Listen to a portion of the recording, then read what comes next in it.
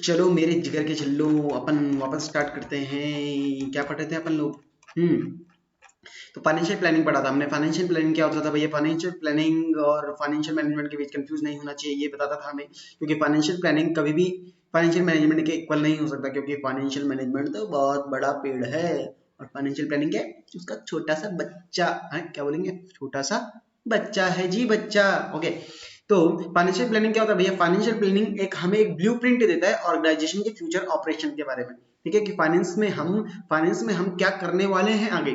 ठीक है, जैसे मैंने तुम्हें बताया था, हमने एक इन्वेस्टिंग डिसीजन लिया है कि हम कैपिटल बजटिंग करेंगे, 40,000 करोड़ रुपए का प्लांट लेंगे। ठीक है, अभी 40,000 करोड़ रुपए कहाँ से आएंगे, कितने आएंगे, वो फाइनेंसिंग डिसीजन का काम था। ठीक है, बट अब फाइनेंशियल प्लानिंग ये 40,000 करोड़ है, कितने टाइम पीरियड के में आएंगे, कितना कितना आएंगे, कब कब हमें इनकी जरूरत है, ये सब डिसीजन कौन लेता है? ये कहाँ पे डिसाइड होता है? ये होता है फाइनेंशियल प्लानिंग के अंदर डिसाइड होता है। क्योंकि हम कहते हैं ना, फाइनेंशियल प्लानिंग से हमें बताता है विजन, और फाइनेंशियल मैनेजमेंट हमें बताता है विजन, और फाइनेंशियल प्लानिंग बताता है उस विजन तक पहुंचना कैसे है। ठीक है जी, हम प्लान करते हैं। तो ये आपने सब रेड कर लिया होगा। ठीक है, आगे चलते हैं, आगे चलते हैं, आगे चलते हैं, आगे चलते हैं, आगे चलते हैं, आगे बोलते हैं हम financial planning strives to achieve in the following twins object. Financial planning के हमारे दो ऑब्जेक्टिव है भैया। क्या क्या हमने ऊपर पढ़ा था यार? फाइनेंशियल प्लानिंग के सिर्फ दो ही ऑब्जेक्टिव है। क्या? पैसा सही समय पे हो, और पैसा पर्याप्त हो और सही समय पे हो। ठीक है, क्वांटम भी और टाइमिंग को दोनों के बीच एक मैनेजमेंट बना के चलते हैं। ठीक है जी, तो क्या बोलता है? To ensure the ability of fund whenever required, जब भी हमें पैसों की जरूरत है। टाइमिंग, जब भी हमें पैसों की जरूरत है तब हम पे पैसा हो। और सेकंड क्या है? To see that firm does not raise resources unnecessarily. ठीक है, क्वांटम मतलब आप जितना पैसा चाहिए उतना आपके पास होना चाहिए। ठीक है, देखो, पैसा ना होना भी उतनी ही बड़ी प्रॉब्लम है जितना, सॉरी, पैसा ज्यादा होना भी उतनी ही बड़ी प्रॉब्लम है जितना पैसा ना होना। भैया कैसे? अगर पैसा नहीं है तो आप अपने गोल अचीव नहीं कर पाओगे, और पैसा ज्यादा है तो आप अपनी प्रॉफिट जो कैपेसिटी है वो गिरा दोगे। कैसे? क्योंकि आप ज्यादा पैसा अगर एक्वायर करोगे तो ज्यादा आपको कॉस्ट लगेगी, और ज्यादा कॉस्ट लगेगी तो आपका प्रॉफिट ऑब्वियस है कि नीचे आ जाएगा। ठीक है जी, आगे चले गया। तो क्या बोलता है कि अपने पास दो ऑब्जेक्टिव है फाइनेंशियल प्लानिंग के। क्या क्या? फर्स्ट वन इज कि हम ये देखें कि हमें जब पैसों की जरूरत हो हम पे पैसा आ जाए, to ensure the availability of fund whenever required. और सेकंड आता है अपना to see that the firm does not raise resources unnecessarily, हम मतलब में पैसा ना उठाएं। ठीक है जी, अच्छा, इसमें ये पैरा जरूर पढ़ना। Thus a proper matching of funds requirement and their availability is sought to be achieved by financial planning. और हम इनके बीच एक प्रॉपर मैचिंग कैसे लगाएंगे, कितना चाहिए, किस टाइम पे चाहिए, कैसे बनाएं, यही तो फाइनेंशियल प्लानिंग का ऑब्जेक्टिव है। इसीलिए तो लोग फाइनेंशियल प्लानिंग लगाते हैं। ठीक है, जैसे आप सोचो, आपने सोचा है कि मैं अपने रिटायरमेंट तक जाते जाते 100 करोड़ रुपए का कॉर्पस बनाऊंगा अपने जीवन में। तुमने सोचा है कि जब मैं रिटायर होऊंगा तो मेरे पास 100 करोड़ रुपए होने चाहिए। ये तो बना दिया आपने फाइनेंशियल मैनेजमेंट। आपने बोल दिया कि मैं इतना पैसा चाहिए। आपने बोला कहां से आएगा? कि भैया मैं कमाऊंगा, सैलरी से आऊंगा, सैलरी से लेके आऊंगा, प्रॉपर्टी से लेके आऊंगा, यहाँ से लेके आऊंगा, वहां से लेके, जहां से भी आपने सोचा हो। ठीक है, अब फाइनेंशियल प्लानिंग क्या होता है? फाइनेंशियल प्लानिंग होता है ये कब आएगा, कितना आएगा, कितने टाइम पीरियड में कितना कमाओगे, 2021 में कितना कमाओगे, 2022 में कितना कमाओगे, 2030 के एंड तक कितना पैसा आपके पास होना चाहिए। ये आपकी फाइनेंशियल प्लानिंग पे डिपेंड करता है। आप किस तरीके से प्लान करते हो, किस तरीके से प्लान करते हो अपने खर्चे, किस तरीके से प्लान करते हो, कितना आप अपनी वेकेशन पे लगा रहे हो, कितना आप अपनी एजुकेशन पे लगा रहे हो, कितना आप अपने पे खुद पे लगा रहे हो। यही पार्ट है फाइनेंशियल प्लानिंग का। ठीक है, तो सीधा आगे चलते हैं, आगे बोलते हैं financial planning includes both short term as well as long term planning. ये पॉइंट जरूर याद रखना, फाइनेंशियल प्लानिंग होता है शॉर्ट टर्म भी और लॉन्ग टर्म भी। भैया लॉन्ग टर्म वालों को क्या बोलते हैं? लॉन्ग टर्म वालों को अपन बोलते हैं कैपिटल एक्सपेंडिचर प्रोग्राम। क्या? Capital expenditure program. ये फोकस क्यों करते हैं? ये कैपिटल एक्सपेंडिचर, हम कौन से फिक्स असेट पे पैसा लगाएंगे, कितने टाइम पीरियड में हम फिक्स असेट एक्वायर करेंगे, कितने फिक्स असेट एक्वायर करेंगे। ठीक है, किस किस टाइम, किस किस इंटरवल के बाद हमें फिक्स असेट की जरूरत पड़ेगी, कब उनका रिप्लेसमेंट करना है, ये कौन बताता है? Long term planning. ये हम लॉन्ग टर्म प्लानिंग करते हैं। ठीक है, तो क्या बोलते हैं? Long term planning relates to the long term growth and investment. कितना पैसा हम लगाएंगे, उसमें कितनी ग्रोथ आएगी। It focuses on capital expenditure program. It focuses on capital expenditure program. भाई कहाँ चले गए नालायक? ये रहा जी। दूसरा आता है short term planning. Short term planning में हम कवर करते हैं शॉर्ट टर्म फाइनेंशियल प्लान। छोटे छोटे टाइम पीरियड में कितना चाहिए, एक महीने की कितनी सैलरी चाहिए तेरे तुम्हें, 2 महीने में कितना पैसा कमाओगे, 1 साल के अंदर कितना पैसा कमाओगे, इन्हें क्या बोलते हैं? शॉर्ट टर्म फाइनेंशियल प्लान, ठीक है, कमाना ही नहीं है, खर्च भी क्या करना वो भी ध्यान देना है, ठीक है, कमाने कोई कमाए जा रहे खर्च भी किए जा रहे, फिर पूरे भैया पैसा बचा ही नहीं, ठीक है। तो फाइनेंशियल प्लानिंग में कहाँ से पैसा आएगा, कितना आएगा, कितने शॉर्ट टर्म में आएगा, कितना शॉर्ट टर्म में पैसा जाएगा, उसी को क्या बोलते हैं, शॉर्ट टर्म फाइनेंशियल प्लानिंग, ठीक है। जिसके हम बहुत कॉमन वर्ड यूज करते हैं, जिसको हम बोलते हैं बजट, ठीक है, ये बहुत बहुत ज्यादा सुना होगा, ठीक है। बजट, बजट का मतलब क्या है, शॉर्ट टर्म फाइनेंशियल प्लान, इसी को हम बोलते हैं बजट, ठीक है जी। अच्छा जी, आगे चलते हैं, इसको स्किप कर लेना, कोई दिक्कत नहीं, मैंने इंपॉर्टेंट वैसे भी तो मान ले मार्कआउट किया है, ठीक है जी। अब ये बोलता है कि भैया इंपॉर्टेंस बताओ, ऑब्जेक्टिव पढ़ लिए, क्यों चाहिए, शॉर्ट टर्म प्लान बनाने के लिए, लॉन्ग टर्म प्लान बनाने के लिए, ठीक है, अवेलेबिलिटी ऑफ फंड होने के लिए, ठीक है, टाइमली बेस्ड होने के लिए। अब इंपॉर्टेंस क्यों चाहिए, फाइनेंशियल प्लानिंग किसी एंटरप्राइजेस में, किसी बिजनेस में क्यों चाहिए। अरे भाई, फाइनेंशियल प्लानिंग नहीं होगा तो फाइनेंशियल मैनेजमेंट काम कैसे करेगा। फाइनेंशियल मैनेजमेंट तो ये बताता है ये होगा, फाइनेंशियल प्लानिंग ये बताता है कि ऐसे होगा, ठीक है जी। फाइनेंशियल मैनेजमेंट बताता है क्या होगा, कितना पैसा कहाँ लगाना है, कितना पैसा कहाँ से आएगा। फाइनेंशियल प्लानिंग एग्जीक्यूट करता है कि कितना कितना किस टाइम पे आएगा, कब हमें चाहिए, किस तरीके से आएगा, कितना हम खर्च करेंगे, ये सब कौन बताता है, फाइनेंशियल प्लानिंग। कह सकते हैं कि फाइनेंशियल मैनेजमेंट ब्रॉड है और फाइनेंशियल प्लानिंग डिटेल्ड में देता है, हर चीज को खोद खोद के बताता है कि भाई इतना पैसा यहाँ, इतना पैसा वहां, इतना इस टाइम पे चाहिए, इतना हम इंटरेस्ट देंगे, इतना ये होगा, इतना होगा, ठीक है जी।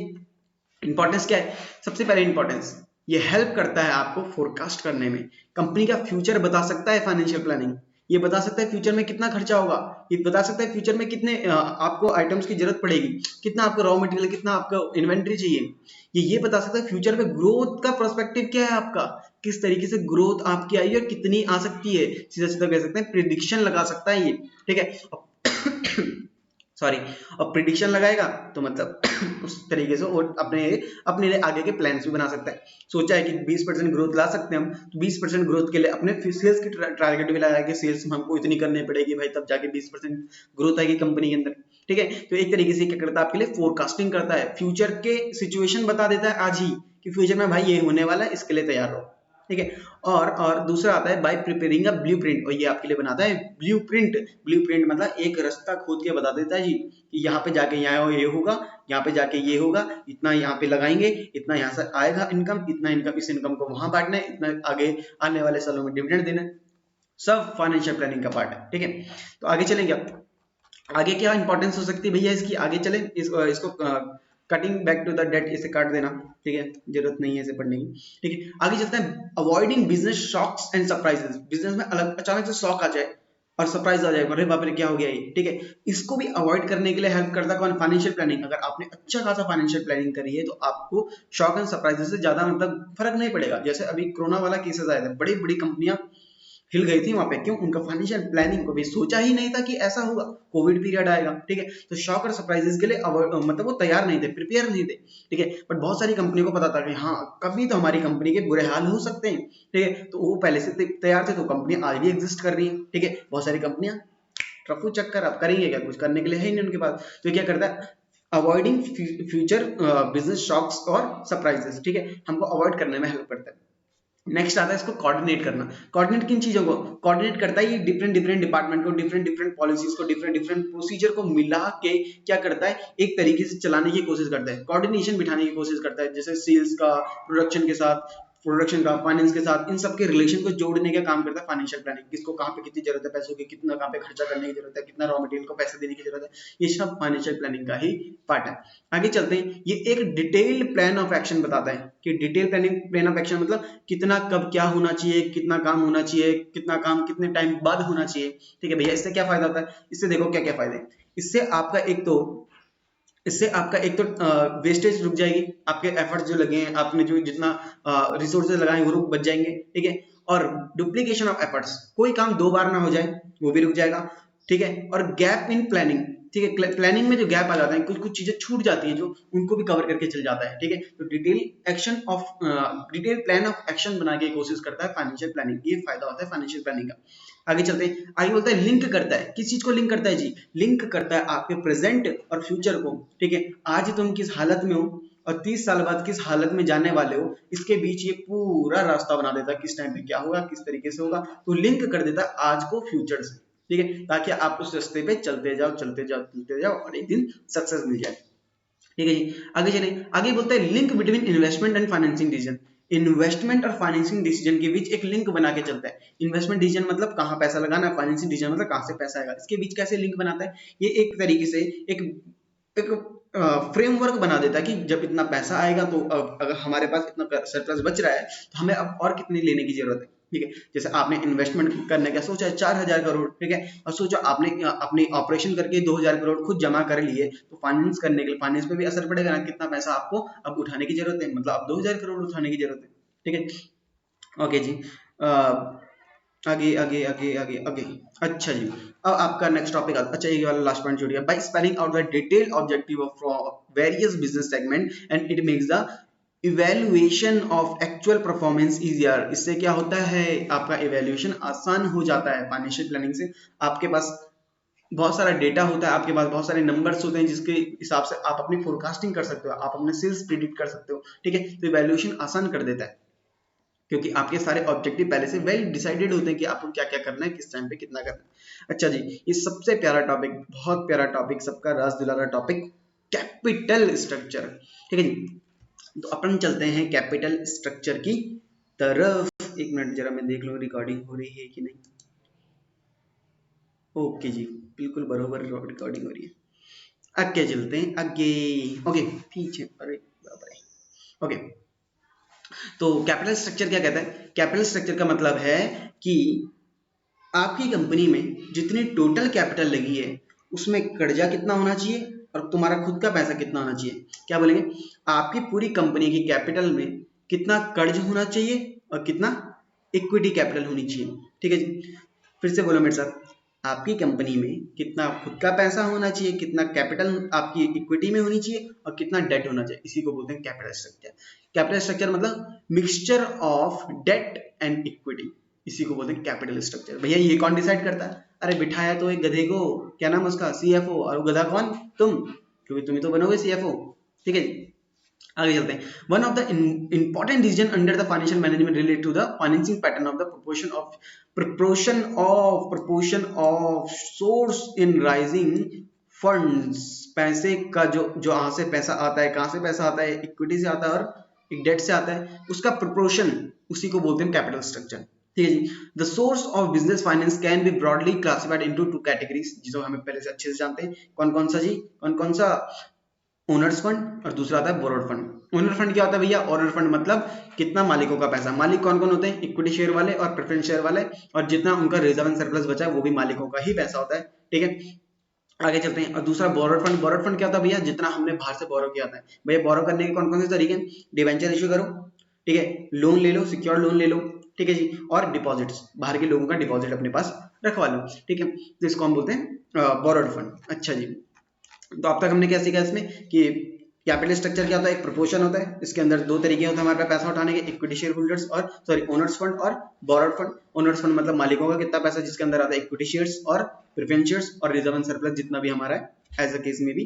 ठीक है, बोरोड फंड क्या होता है, बोरोड फंड मतलब जितना आपने लोन का पैसा लिया है, जितना आपने डिवेंचर का पैसा लिया है और जितना आपने लोगों से डिपॉजिट रखवाया अपनी कंपनी में, उसी को क्या बोलते हैं अपन लोग, बोलो जी, इसी को बोलते हैं बोरोड फंड जी। ओके जी, क्या बात है, क्या बात है, मजा आ गया।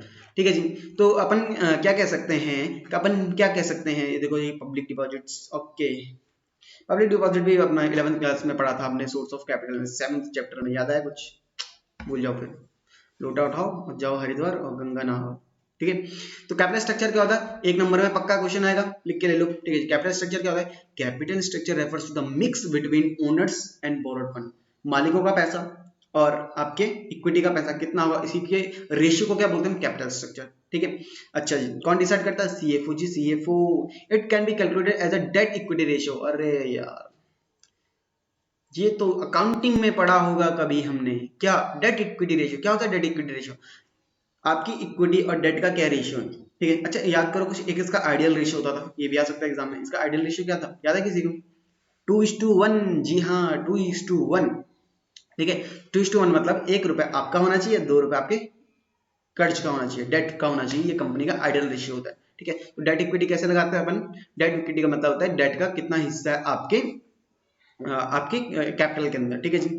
अच्छा, एक चीज मैंने तुम्हें अभी ऊपर बताई थी कि the cost of debt is lower than the cost of equity. सबसे सस्ता होता है डेट और सबसे महंगा होता है इक्विटी, ठीक है जी। इसके बीच में चुन्नू मुन्नू भी आ जाते हैं, प्रेफरेंस शेयर्स वाले, लोन वाले, ठीक है, उनका अलग कॉन्सेप्ट है। अच्छा जी, तो कॉस्ट ऑफ डेट सबसे सस्ता होता है और कॉस्ट ऑफ इक्विटी सबसे महंगी होती है। क्यों भैया? सिंपल बात, जो शेयर होल्डर है सबसे ज्यादा रिस्क ले रहा है। रिस्क कौन ले रहा है ज्यादा? Share holder. तो उसको रिटर्न किसको ज्यादा एक्सपेक्टेड है? शेयर होल्डर को। तो कॉस्ट किसकी ज्यादा पड़ रही कंपनी की तरफ से? शेयर होल्डर के लिए। कॉस्ट ऑफ डेट, डेट में देखो, डेट में रिस्क कौन ले रहा है? बैंक वाले रिस्क लेते हैं क्या? बिल्कुल नहीं। उन्होंने तो कुछ ना कुछ गिरवी रखवा लिया होगा, ठीक है। तो उनको जरूरत है क्या? बिल्कुल नहीं भैया, वो तो बोल के जाओ कोई दिक्कत नहीं, हमें तो कोई कुछ भी नहीं चाहिए, ठीक है, हमें तो कोई डर भी नहीं अपने पैसे खोने का, ठीक है। तो उनको हम कम रिटर्न देंगे, बिल्कुल कम रिटर्न देंगे, ठीक है। इसलिए हमारा डेट सस्ता होता है, हमारा कॉस्ट ऑफ इक्विटी महंगी होती है। देखो जरा, डिपेंड करता है लेंडर रिस्क में, जिसमें जो पैसा देने वाला होगा, जिसका रिस्क कम होगा वो कम कम पैसा एक्सपेक्ट करता है, जिसका रिस्क ज्यादा होगा उसको ज्यादा एक्सपेक्टेशन होती है रिटर्न की, ठीक है जी। अच्छा जी, ये लाइन भी तुम्हें बहुत अच्छे से याद होगी। कौन सी वाली? अरे यार ये क्या, okay. Debt is cheaper but more risky. Debt बहुत सस्ता है, सबसे सस्ता डेट होता है, बट सबसे ज्यादा रिस्की होता है। भैया रिस्क किस चीज का? अरे अभी तो बताया था पहले ही, रिस्क किस चीज का होता है? तीन चीजों, दो चीजों में रिस्क। तो प्रिंसिपल अमाउंट देनी है उसे कुछ टाइम बाद, और एक उसको बीच बीच में इंटरेस्ट भी तो वापस करना पड़ता है। अगर नहीं दे पाए तो फाइनेंशियल रिस्क है। फाइनेंशियल रिस्क क्या? वो अगर हम पेमेंट नहीं कर पाए, डिफॉल्ट इन पेमेंट हुआ, तो वो केस ठोक देगा। केस ठोकेगा तो कंपनी पे बुरे हाल, ठीक है जी। आगे देखो, because the payment of interest and the return of principal is obligatory for the business. ये हमारी लीगल ऑब्लिगेशन हो जाती है उसे पैसा वापस करने की, इसीलिए हम क्या बोलते हैं, ये बहुत ज्यादा रिस्की है, ठीक है जी। पर अपन लोग तो रिस्की आदमी है जी, रिस्की। ओके जी। तो increase use of debt increase in financial risk of the company. सबको पता है यार, अगर आप कर्जा ज्यादा लोगे तो फाइनेंशियल रिस्क बढ़ जाएगा। अच्छा, फाइनेंशियल रिस्क जिसने नहीं पढ़ा तो गया मेरे हाथ से, नहीं तो तुम्हें फिर वही करना है बेटा, लोटा उठाओ जाओ हरिद्वार, ठीक है। तो increase use of debt increase the financial risk of the company. Financial risk का मतलब क्या हो? फाइनेंशियल रिस्क मतलब risk of defaulting the payment of lenders. लोगों का पैसा डुबाने का रिस्क, डूबने का रिस्क, उसी को क्या बोलते हैं? Financial risk. इंसॉल्वेंसी का रिस्क आपके ऊपर, ठीक है। जितना ज्यादा कर्ज लोगे उतना ज्यादा इंसॉल्वेंसी का रिस्क बढ़ जाएगा। Financial risk is the chance that the firm would fail to meet its payment obligation. Financial risk का यहाँ पे दोबारा मतलब बता दिया उन्होंने कि फाइनेंशियल रिस्क क्या होता है, कि कंपनी क्या फेल तो नहीं कर जाएगी अपनी पेमेंट ऑब्लिगेशन पे करने में। जी हाँ। आगे चलते हैं। अगर the capital structure of the company affect both profitability और फाइनेंशियल रिस्क। कैपिटल स्ट्रक्चर से बहुत ज्यादा फर्क पड़ता है, ठीक है। अच्छा सा अगर आपने कैपिटल स्ट्रक्चर बनाया है तो उससे आपकी कंपनी में बहुत असर पड़ता है जी। क्या असर पड़ता है? इसके ऊपर लगभग हजारों लोगों ने थ्योरीज बनाई है। जब आप कैपिटल स्ट्रक्चर थ्योरीज पढ़ोगे अपने फाइनेंशियल मैनेजमेंट में भी आप बीकॉम में पढ़ोगे, या फिर आप एमबीए के टाइम पे, या फिर चार्टर्ड अकाउंटेंसी में पढ़ते हैं, ठीक है। तो आप इसके ऊपर बहुत सारी थ्योरीज बनी है, ठीक है। तो ये कहते हैं कि कंपनी का क्या असर पड़ता होगा कैपिटल स्ट्रक्चर के ऊपर। तो कंपनी डायरेक्टली अफेक्ट करती है किस चीज को? प्रॉफिटेबिलिटी को और फाइनेंशियल रिस्क को। प्रॉफिटेबिलिटी मतलब कंपनी की इनकम प्रॉफिट कमाने की एबिलिटी को हम क्या बोलते हैं? प्रॉफिटेबिलिटी। और फाइनेंशियल रिस्क मतलब पैसा वापस कर पाएगी कि नहीं, ये भी कैपिटल स्ट्रक्चर पर डिपेंड होता है, ठीक है जी। The proportion of debt is overall capital is called financial leverage. ये मैंने तुम्हें बहुत अच्छे से बताया था, फाइनेंशियल लीवरेज क्या होता है, ठीक है जी। पहले यहाँ पे दोबारा सुन लो जो पहली बार देख रहे थे। अच्छा देखो, फाइनेंशियल लीवरेज क्या होता है? कितना पैसा आप, अच्छा लीवर पता है किसी को? लीवर, पहले लीवर समझते हैं। कभी कुएं से पानी निकाला है क्या? कहाँ निकाला होगा, यहाँ तो मिला नहीं कभी। और कुछ लीवर लीवर लीवर, कुएं का पानी का देखो, देखा तो होगा यार कभी, ठीक है। अच्छा जी, कुएं से कभी पानी निकालो तो उसमें देखना, पानी की बाल्टी मान लो 20 किलो की है, और आप थोड़ा सा एफर्ट लगा के ही उस 20 किलो के वाटर को निकाल लेते हो। निकालते हो क्या? निकाल लेते हैं आराम से।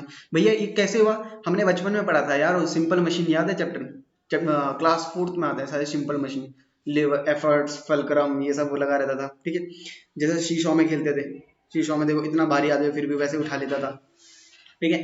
तो ये क्या होता है? ये होता है लीवर की वजह से। लीवर मतलब जो उसको आसान करने की मदद कर रहा है, ठीक है।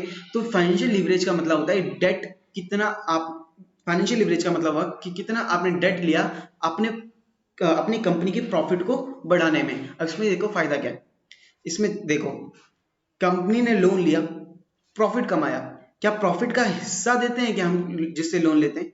उसे कभी नहीं देते। तो जो प्रॉफिट कमाया किसका? वो मालिकों का। पैसा किसी और का और प्रॉफिट किसी और का, तो प्यार है किसी और का, तुझे चाहता कोई और है। अच्छा जी, तो मतलब आपने पैसा लिया बैंक से, अपने बिजनेस में लगाया, प्रॉफिट कमाया और मालिक उसे ले गए।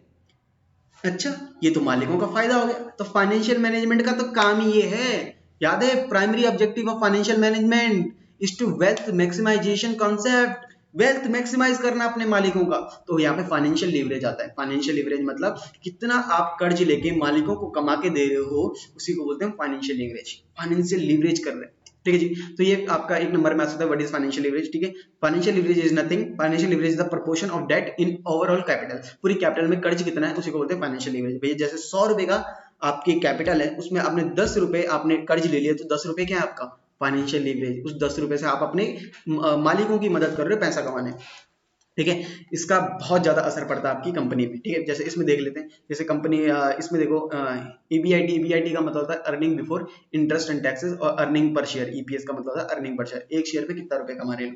देखो यहाँ पे देखो, कंपनी ने 4 लाख का प्रॉफिट कमाया, ठीक है। 4 लाख का प्रॉफिट कमाने पे कंपनी ने कंपनी का कुछ भी इंटरेस्ट नहीं दिया, मतलब 1 रुपए का लोन भी नहीं होगा, लोन आपके पास था ही नहीं। अच्छा क्वेश्चन यहाँ से स्टार्ट होता है, सॉरी ओके। अच्छा, कंपनी का देखो, कंपनी के पास केस क्या है, कंपनी ने पूरा कैपिटल लगा रखा है बिजनेस में अपना 30 लाख रुपए, इंटरेस्ट रेट है आपकी 10%, ब्याज आप कितना दोगे 10%, टैक्स कितना दे रहे हो आप लोग, टैक्स दोगे आप 30%, ठीक है। और earning before interest and tax कितना है 4 लाख, आप 4 लाख रुपए का प्रॉफिट कमा रहे हो, ठीक है जी। अब देखो, आपने 4 लाख रुपए का प्रॉफिट कमाया, इंटरेस्ट आपने कुछ नहीं दिया क्योंकि आपने लोन ही नहीं लिया पहली सिचुएशन में। देखो पहली सिचुएशन में नील लोन है, ठीक है जी, लोन नहीं लिया तो आपने इंटरेस्ट नहीं दिया, इंटरेस्ट नहीं दिया तो आपका प्रॉफिट बिफोर टैक्स कितना हो गया 4 लाख रुपए। अब इसके ऊपर टैक्स भरोगे कितना, आप टैक्स का परसेंटेज है 30%, 30% ही होता है कंपनी का, ठीक है। 30% आप टैक्स भरोगे तो 30% कितना होता है इसका 1,20,000। तो अब डिविडेंड बांटने के लिए पैसा कितना बचा 2,80,000 रुपए। 2,80,000 हमने बोला कितनी कैपिटल हमारी 30 lakh, 30 lakh total fund use हो रहा है ना। 30 लाख रुपए अगर 10 रुपए का एक शेयर है तो कितने शेयर हुए 3 लाख शेयर हुए भैया, ठीक है जी। 3 लाख शेयर हुए और हमने 2,80,000 रुपए हमने 3 लाख शेयर्स में बांटना है, तो एक शेयर पे कितना रुपए कमाया जा रहा है, एक शेयर पे भैया 93 पैसे कमाए जा रहे हैं। अच्छा जी, यहाँ पे तो लोन भी नहीं लिया हमने, फिर भी ना हमारे को कितना 1 रुपए मिल रहा है, हर किसी के हिस्से में 1-1 रुपए आ रहा है। अच्छा जी, आगे चलो। आगे अगर भैया लोन ले लिया 10 लाख रुपए का, अगर हमने लोन ले लिया 10 लाख रुपए का, तो क्या प्रॉफिट बदलेगा, नहीं जी, प्रॉफिट 4 लाख ही रह गया। इंटरेस्ट लगेगा क्या, हाँ इंटरेस्ट लगाना पड़ेगा, 10 लाख का 10% लगेगा तो 1 लाख रुपए आपका इंटरेस्ट लग जाएगा। तो इंटरेस्ट काटने के बाद आपके पास प्रॉफिट कितना बचा 3 लाख रुपए। 3 लाख में आप टैक्स दोगे 30%, 3 लाख का 30% कितना हुआ, ओ माय गॉड, 3 लाख का 30% कितना हुआ 90,000 रुपए।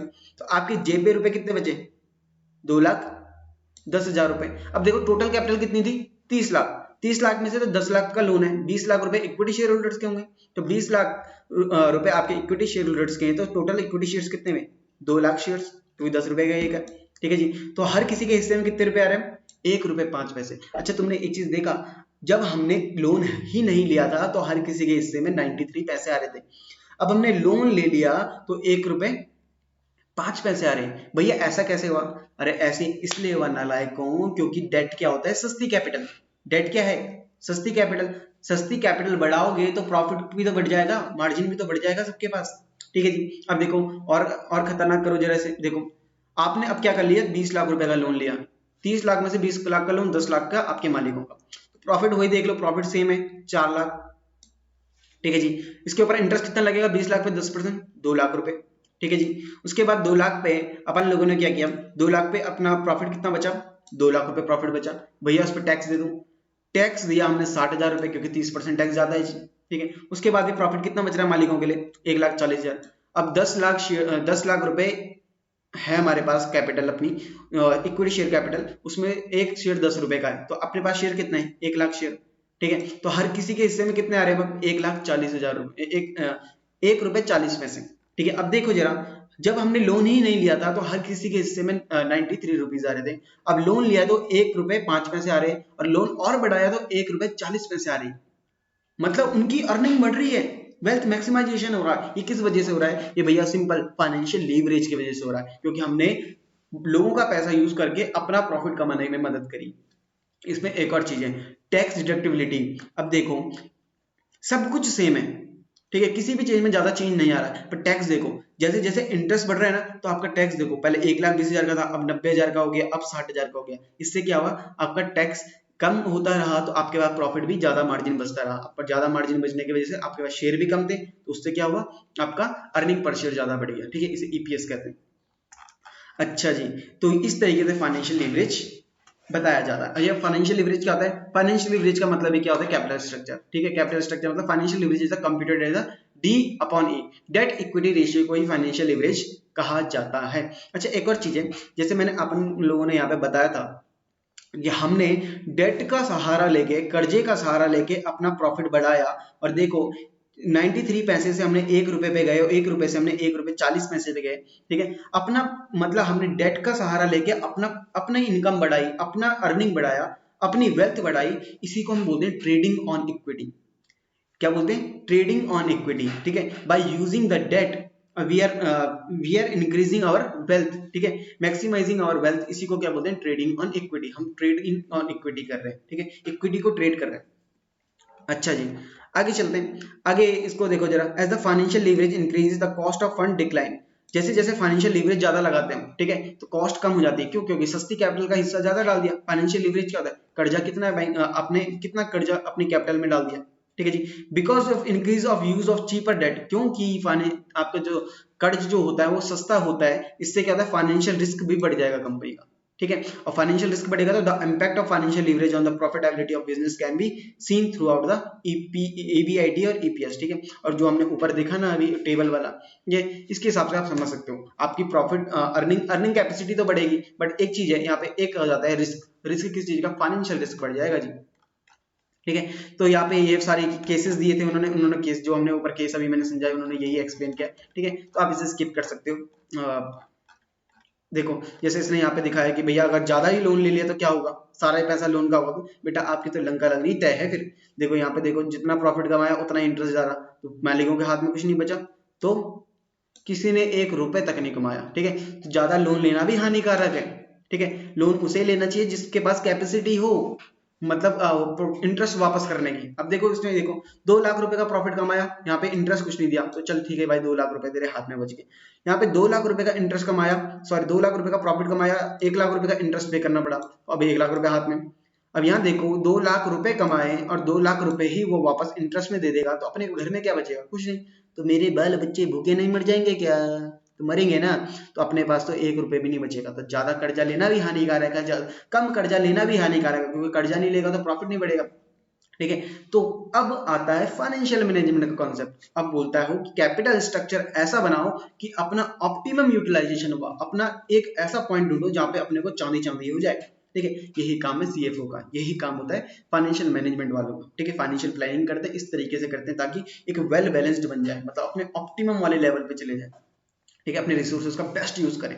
चलो जी चलो जी चलो, तो ये सारे केसेस हैं, इन्हें आप इग्नोर कर सकते हो। ओके, अब आता है कि कौन कौन सी चीजें डिपेंड करती हैं कि भैया कैपिटल स्ट्रक्चर कैसे चूज किया जाए, कैसे हमारा सीएफओ चूज करेगा कि कौन सा कैपिटल स्ट्रक्चर हमारे लिए सुटेबल है, ठीक है, तो अपन देखेंगे, ये देखो जी, आ जाओ कैश फ्लो, सबसे पहला कैश फ्लो, कि कैश फ्लो कितना है आपके पास, कैश फ्लो आपके पास ज्यादा है तो आप ज्यादा इंटरेस्ट पेमेंट करने की तैयारी रख सकते हो, आप आराम से सारा कर्जा वापस कर सकते हो, इंटरेस्ट पे कर सकते हो, तो आपको कोई दिक्कत नहीं, आप कर्जा ले सकते हो। बट अगर आपका कैपिटल आपका कैश फ्लो अच्छा नहीं है तो आप अवॉइड करेंगे क्या, आप अवॉइड करेंगे डेट, ठीक है जी, ओके जी।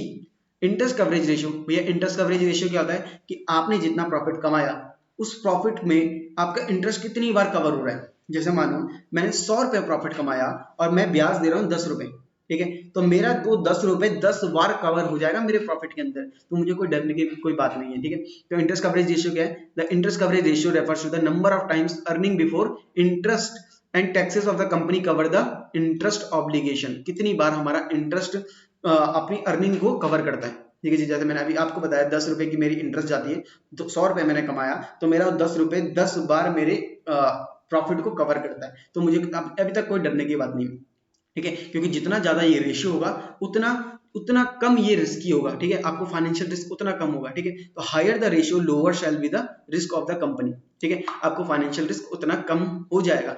कम, सबसे कम रेशियो, जैसे अभी यहाँ पे देखो, ऊपर देखा था हमने, यहाँ पे देखो इंटरेस्ट कवरेज रेशियो उसका, इसका 2 लाख रुपए कमाया और 2 लाख रुपए का इंटरेस्ट दिया, इंटरेस्ट कितनी बार कवर हो रहा, 1 टाइम्स। देखो नीचे लगी लंका, है ना, अब 1 रुपए भी नहीं बचा अपने पास, ठीक है, उतना ज्यादा फाइनेंशियल रिस्क। और सोचो अगर इसी टाइम पे अगली बार 2 लाख की जगह 1 लाख रुपए कमाए और आपका इंटरेस्ट हो 2 लाख रुपए, तो 1 लाख रुपए कहां से देगा एक्स्ट्रा, होगी ना गड़बड़। तो यहाँ पे क्या हो गया, यहाँ पे फाइनेंशियल रिस्क आ गया, अब लगेंगे पेनल्टी पे पेनल्टी और फिर तुम्हारी वाट लगा देगा एनसीएलटी, ठीक है जी। आगे चलते हैं, डेट सर्विस कवरेज रेशियो। भैया डेट सर्विस कवरेज रेशियो क्या होता है, कितना आप चलो इस पे रीड कर लेते हैं पूरा डीपली, क्योंकि ये थोड़ा अटपटा है, क्योंकि यूज भी नहीं होता हमारे उसमें, ठीक है। Debt service coverage ratio takes care of the deficiencies referred in the interest coverage ratio. क्या बोल रहा है, debt service coverage ratio is the takes care of the deficiency referred in the interest coverage ratio. जो ऊपर कमियां आई थी उनको पूरा करने के लिए क्या कर रहा है, ये इंटरेस्ट कवरेज रेशियो की कमियों को पूरा करने के लिए कौन आ रहा है, डेट सर्विस कवरेज रेशियो। भैया ये क्या होता है, the cash profit generated by the operation are compared with the total cash required for the service of the debt and the preference share capital, ठीक है। ये क्या करता है भैया, ये कितना कैश आपको ऑपरेशन से मिला है, कितना कैश आपने कमाया है, ठीक है जी, और कितना आपको जरूरत है डिविडेंड देने का, उसी का एक रेशियो बनाता है, ठीक है, डिविडेंड या फिर अपने इंटरेस्ट देने का, क्योंकि डिविडेंड भी देना ही पड़ता है प्रॉफिट कमाया है तो, ठीक है जी। तो ये देखो कैसे निकलता है, प्रॉफिट आफ्टर टैक्स में डेप्रिसिएशन प्लस करते हैं क्योंकि ये नॉन कैश है, इंटरेस्ट प्लस करते हैं क्योंकि ये भी फाइनेंसिंग का है, ऑपरेटिंग का देखना ना, हमें क्या बोला था इसमें, कैश जनरेटेड फ्रॉम ऑपरेशन से कितना पैसा है, जैसे हम याद है हमें कैश फ्लो में करते थे, हम रिवर्स कर देते थे नॉन कैश वालों का नॉन ऑपरेटिंग वालों, तो ये ऑपरेटिंग कैश देखना चाह रहा है, तो ऑपरेटिंग प्रॉफिट आफ्टर टैक्स में से हम डेप्रिसिएशन वापस रिवर्स कर देंगे, इंटरेस्ट वापस रिवर्स कर देंगे, नॉन कैश एक्सपेंसेस वापस रिवर्स कर देंगे, तो हमें पता चल जाएगा कि कितना हमने कैश जनरेटेड फ्रॉम ऑपरेशन, ठीक है जी। डिवाइड करेंगे preference dividend plus interest plus repayment obligation, कितना पैसा आपने पे करना है, ठीक है, कितना आपने इंटरेस्ट देना है, कितना आपने प्रिंसिपल अमाउंट देना है और कितना आपने प्रेफरेंस वालों को पैसा देना है, इसी को क्या बोलते हैं, इसी को अपन लोग बोलते हैं कि कितना टोटल पैसा आपने उनको देना है, ठीक है। और इसका जब रेशियो निकालते हैं तो हमें पता चलता है, आपने मान लो 10,000 रुपए कमाए और उसमें से आपने डिविडेंड इंटरेस्ट और प्रिंसिपल अमाउंट का टोटल बन रहा 500 रुपए, तो मतलब आपका DSCR क्या है, डेट सर्विस कवरेज रेशियो कितना है, कि आप 1,000 रुपए कैश कमा रहे हो और 500 रुपए आपने कैश देना है, तो कोई डरने की बात नहीं है, क्योंकि आपका DSR क्या है, ज्यादा है। DSR indicates the better ability to meet cash commitments का क्या मतलब है, जो हमने वादा किया है भाई 1 साल बाद इतना इंटरेस्ट दूंगा, ठीक है, तो वो मेंटेन हो रहा है, ठीक है, उसमें कोई दिक्कत नहीं है। अच्छा जी, और कौन कौन सी बातें डिपेंड करती है, रिटर्न ऑन इन्वेस्टमेंट, कितना रिटर्न दिला पा रहे हैं, ठीक है, अगर हमारा ROI ज्यादा है, ठीक है, तो हम क्या कर सकते हैं, अगर हमारा ROI ज्यादा, रिटर्न ऑन इन्वेस्टमेंट ज्यादा है, तो हम क्या कर सकते हैं, use of trading on equity. Use of trading on equity क्या भैया, जो ऊपर ही सीखा था, ज्यादा कर्ज लो, कर्ज ज्यादा लोगे प्रॉफिट और बढ़ेगा, ठीक है जी। और आता है कॉस्ट ऑफ डेट, फिर ये भी देखते हैं भैया कॉस्ट ऑफ डेट, कौन सा महंगा है कौन सा सस्ता है, कभी कभी कर्ज भी महंगा लगता है, क्योंकि कभी कभी कोई कंपनी मान लो 6% पे और लोन ले रही है, सोचो 6% का प्रॉफिट भी नहीं कमा पाई, नेट प्रॉफिट रेशियो उसका 6% भी नहीं हो पाया, तो यहाँ पे गड़बड़ हो जाएगी, ठीक है। तो कॉस्ट ऑफ डेट पे भी डिपेंड करता है, अगर बहुत ज्यादा लोअर रेट पे मिल रहा है तो आप अपना ज्यादा डेट ले सकते हो, अगर हाई रेट पे मिल रहा है तो इग्नोर इट, ठीक है जी। अच्छा, टैक्स रेट पे भी डिपेंड है, टैक्स रेट पे डिपेंड कैसे भैया, अगर टैक्स रेट कम हुआ ना तो बेटा डिडक्शन कम मिलेगी, प्रॉफिट में टैक्स जो जितना आपने इंटरेस्ट पे किया उस पर डिडक्शन कम मिलेगी, तो आपका कॉस्ट महंगा हो जाएगा, ठीक है। Since the interest is deductible expense, देखो देखो देखो क्या ये डिडक्शन वाला खर्चा है, इसमें इनकम टैक्स की छूट मिलती है, और सोचो इनकम टैक्स ही कम हो गया तो टैक्स आपका जो ओवरऑल कॉस्ट होगी आपके कर्जे की, अपने डेट की, तो वो क्या हो जाएगा, और महंगा हो जाएगा, तो वो भी हमें कभी कभी महंगा सौदा पड़ सकता है। अगर इनकम टैक्स रेट गिरा तो कॉस्ट ऑफ कैपिटल बढ़ी, इंटरेस्ट टैक्स रेट आपका बढ़ा तो आपका कॉस्ट ऑफ कैपिटल गिर जाती है, ठीक है जी, ये ध्यान रखना, इसे एक बार रीड कर लेना आप, वैसे इतना कुछ खास नहीं है, इग्नोर भी मार सकते हो, ठीक है। कॉस्ट ऑफ इक्विटी, भैया इक्विटी में कितना रेट ऑफ रिटर्न कितना एक्सपेक्ट कर रहे हैं हमारे शेयर होल्डर्स, जो ओनर्स होते हैं मालिकों के, वो भी तो एक्सपेक्टेशन लेके आते हैं ना कि भाई इतना इतना हमें चाहिए, तो वही कंपनी की कॉस्ट ऑफ इक्विटी बन जाती है कि भाई इतना इनको रिटर्न दिलाना है, क्योंकि इतना ज्यादा रिस्क ले रहे हैं तो उतना उनको रिटर्न बनता ही बनता है देना, ठीक है जी। और कौन कौन से पॉइंट आते हैं भैया जी, इसमें आता है फ्लोटेशन कॉस्ट। फ्लोटेशन कॉस्ट क्या होता है, अभी ऊपर बताया था कि कितना पैसा आपको चाहिए पैसा उठाने के लिए, क्योंकि कुछ पाने के लिए कुछ होना भी पड़ता है। आपको 10,000 करोड़ रुपए चाहिए तो आपको कुछ करोड़ों रुपए आपको खर्च भी तो करने पड़ेंगे उसको उठाने के लिए। ठीक है, आपको बैंकर अपॉइंट करने पड़ेंगे, आपको बहुत सारे फाइनेंशियल मैनेजर अपॉइंट करने पड़ेंगे। ठीक है, रिस्क कंसिडरेशन, रिस्क रिस्क को भी ध्यान में रखते हुए अपन लोग क्या करते हैं, कैपिटल स्ट्रक्चर को डिसाइड करते हैं। रिस्क अगर लग रहा है कि ज्यादा हो जाएगा यार, फाइनेंशियल रिस्क ज्यादा हो जाएगा तो भाई अब मत लो कर्जा। रिस्क लग रहा है कि अभी हम और कैपेसिटी है रिस्क लेने की तो ले लो कर्ज, क्या दिक्कत है, कौन रोकता है तुम। दूसरी बात है फ्लेक्सिबिलिटी, हमें फ्लेक्सिबिलिटी देखनी है यार। फ्लेक्सिबिलिटी कैसी आएगी कंपनी के अंदर, सोचो। If a firm uses its debt potential to the full, जितना हम कर्जा ले सकते हैं हमने सारा कर्जा ले लिया, इससे क्या होगा, अपन लोगों की फ्लेक्सिबिलिटी खत्म, अपनी फ्लेक्सिबिलिटी खत्म हो जाएगी। It loses flexibility to issue further debt, और हम और कर्जा तो ले नहीं पाएंगे। टू मेंटेन फ्लेक्सिबिलिटी, ताकि हम सोचो अभी हमने सारा कर्जा ले लिया, बाद में सोचो एक साल बाद बोलो यार पैसा चाहिए, अब पैसा कहाँ से ले, अपने पास कुछ सोर्स ही नहीं बचेगा, तो हमारी फ्लेक्सिबिलिटी खत्म। तब हमारे पास एक ही चीज रहेगा कि जाओ और मालिकों से मांग के लेके आओ। ठीक है, टू मेंटेन फ्लेक्सिबिलिटी, अगर हमें मेंटेन करना है कि हाँ यार कुछ पैसा कुछ मार्जिन रखना चाहिए, ताकि कभी फ्यूचर में अगर जरूरत पड़ेगी तो अचानक से हम लोन भी ले सके।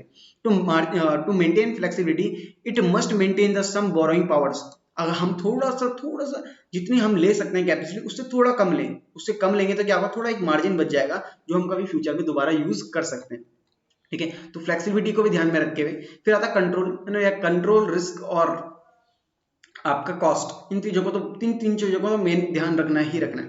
ठीक है जी, तो कंट्रोल को भी ध्यान में रख सकते हैं। ठीक है, कंट्रोल में क्या कि भैया अगर आप चाहते हो कि मेरा डायल्यूशन ऑफ कंट्रोल ना हो, अगर डायल्यूशन कंट्रोल ना हो तो डेट ले लो। ठीक है, अगर आप चाहते हो छोड़ना मुझे कोई मतलब ही नहीं है कंट्रोल से, ठीक है, कंट्रोल जाए भाड़ में, बस मुझे कंपनी का प्रॉफिट चाहिए। ठीक है, तो आप इक्विटी शेयर के लिए जा सकते हो, कोई दिक्कत नहीं, पैसा सस्ता, आपको फ्री में पैसा मिल जाएगा। फ्री में पैसा मतलब आपको रिटर्न देने की ऑब्लिगेशन भी खत्म।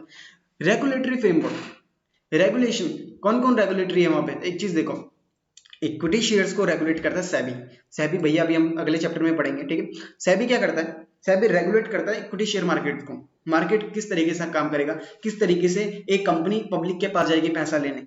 ठीक है, तो ये रेगुलेटरी फ्रेमवर्क, जहां पे रेगुलेटरी फ्रेमवर्क आपको लग रहा है कि यार ये तो बहुत खतरनाक है, क्योंकि अगर आपको एक प्रोस्पेक्टस निकालना है तो बड़ा लफड़ा भाई साहब। अगर आपने रियल लाइफ में अगर कभी प्रोस्पेक्टस देखा हो, कभी ये काम करना, आप गूगल में जाके प्रोस्पेक्टस सर्च कर सकते हैं। अगर आप सही में अगर रियल लाइफ में अगर एक बार प्रोस्पेक्टस देखोगे, आप बोलेंगे भैया तो हमारे अकाउंट्स की बुक से भी ज्यादा मोटी है, लगभग 600-700 पन्ने को बनता है एक प्रोस्पेक्टस। बचपन में पढ़ा था ना, प्रोस्पेक्टस इशू करते हैं कैपिटल उठाने के लिए। ठीक है, तो ये सारे रूल्स एंड रेगुलेशन अगर रेगुलेटरी फ्रेमवर्क फॉलो करने पड़े तो आपको कभी कभी बहुत महंगा पड़ जाता है इक्विटी। ठीक है, और क्या पता उतना उससे रिस्पॉन्स भी ना है। ठीक है, तो क्योंकि याद है आपको हमने एक मिनिमम सब्सक्रिप्शन वाला कॉन्सेप्ट पढ़ा था, शेयर्स में पढ़ा था, 11th क्लास में पढ़ा था कि 90% सब्सक्राइब होना चाहिए, तभी हम मानेंगे कि ये एक जेन्युइन सब्सक्रिप्शन है, वरना आपको सब कैंसिल करना पड़ेगा और आपको सारा पैसा वापस करना पड़ेगा। ठीक है जी, और सेबी आपको बैन भी कर सकता है। ठीक है, मुंह उठा के ऐसे चले आए आप सेबी के मार्केट में। ठीक है, सेबी आपको हमेशा के लिए बैन भी कर सकते हैं कि भाई निकलो यहाँ से। जैसे इंडिगो के साथ हुआ था 2008 में, लगभग उसने 4 साल तक इंतजार करना पड़ा सेबी के चक्कर में। ठीक है, तो यहाँ पे क्या होता है, रेगुलेटरी फ्रेमवर्क के सारी गाइडलाइंस को फॉलो करनी पड़ती है। ठीक है, बहुत सारे आपको सोर्स ऑफ फाइनेंस के लिए आपको बहुत सारे कंप्लाइंस करने पड़ते हैं। ठीक है, उसको उस पर भी डिपेंड आपका कैपिटल स्ट्रक्चर। ठीक है, स्टॉक मार्केट कंडीशन, अभी मैंने बताया था स्टॉक मार्केट कंडीशन में, जैसे मैंने एक चीज होता है बूम पीरियड होता है, एक रिसेशन पीरियड होता है। अगर बूम पीरियड को यहाँ पे इसने डिफर किया एक बुलिश पीरियड, एक होता है बुलिश पीरियड, एक होता है बियरिश पीरियड। भालू और अपना अपना भालू भाई और अपना संध्या भाई, oh sorry, okay, equity shares are more easily sold.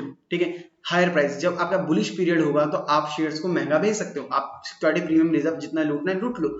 अगर मार्केट डाउन है, शेयर मार्केट गिरा हुआ है, तो आप चाहे कितनी भी कोशिश कर लो, आप चाहे डिस्काउंट लगाने की कोशिश कर लो शेयर्स में, आपके शेयर्स नहीं बिक सकते जी, क्योंकि सब लोग डरे हुए होते हैं उस टाइम पे, डर जाते हैं। जैसे भालू डरता है ना, भालू लड़ाई नहीं करता कभी। ठीक है, भालू भाग जाता है दूर से डरा के। ठीक है, तो क्या करते हैं वो जितने शेयर होल्डर है सब लोग भाग जाएंगे, तो आप लोगों को कभी भी अपने शेयर इश्यू नहीं कर पाओगे। तो एक कैपिटल स्ट्रक्चर डिसाइड करते समय आप शेयर मार्केट, स्टॉक मार्केट की कंडीशनों पे भी ध्यान देंगे कि कर्जा कितना सस्ता मिल रहा है, इक्विटी शेयर्स में आप कितना सिक्योरिटी प्रीमियम रिजर्व लूट सकते हो लोगों से, ये सब चीजें। Capital structure of the company, other company, capital structure of the other company को भी ध्यान में रखना जी। आप क्या करना, आप रेशियोज को एनालाइज करना। याद है हमने बचपन में 11th क्या बोलते हैं 12th में अभी अकाउंटिंग रेशियोज में पढ़ा था। रेशियोज को रेशियो हेल्प करते हैं हमको पीर कंपैरिजन करने में, इंटरफर्म कंपैरिजन करने में। दूसरों का रेशियो देखो, उनकी हालत देखो कंपनी की कैसी हो रही है उस रेशियो के साथ, और उनके हिसाब से थोड़ा दूसरों की गलती से सीख के अपनी गलतियों को सुधारने की कोशिश करो। ठीक है, दूसरों के कैपिटल स्ट्रक्चर पे भी डिपेंड होता है अपनी कंपनी का कैपिटल स्ट्रक्चर। अगर उन्होंने एक कैपिटल स्ट्रक्चर लगाया और उनकी कैपिटल स्ट्रक्चर से उनकी कंपनी की अच्छी खासी इनकम हो रही है, तो इसका मतलब हम भी अगर वैसा रेशियो बना सकें, वैसा स्ट्रक्चर बना सकें, तो शायद हमारी कंपनी उनके बराबर बेटर परफॉर्म कर सकें, या थोड़ा बहुत चेंज करके उनसे बेटर हो जाए। ठीक है, पर यार एक चीज ध्यान रखना, उसको कभी भी ब्लाइंडली फॉलो मत करो। क्यों? क्योंकि ब्लाइंडली फॉलो करोगे तो क्या होगा, अरे भाई साहब उसके यहाँ तो सिचुएशन, पूरा बिजनेस में बहुत सारे इन्वायरमेंट होते हैं, उसका मान लो उसका कोई और सेक्टर अच्छा काम कर रहा हो, जरूरी नहीं कैपिटल की वजह से ही काम कर रहे पूरी बिजनेस, कुछ सोचो उसका मैनेजमेंट बहुत अच्छा हो, तुम्हारा मैनेजमेंट इतना लायक हो ना, ठीक है, तो उसको बिल्कुल ब्लाइंडली फॉलो मत करना, बट उसको ये काम करना, उसे आप कंसीडर करके अपना अपना स्ट्रक्चर डिसाइड करने में हेल्प ले सकते हो। जी हाँ, अब ये टॉपिक होता है अपन का फिनिश। उसके बाद आते हैं अपने दो और टॉपिक। ठीक है, तो कितना टाइम हुआ इसको, अपन लोग चलो एक काम करता हूँ, इसे अगली वीडियो में कवर करते हैं।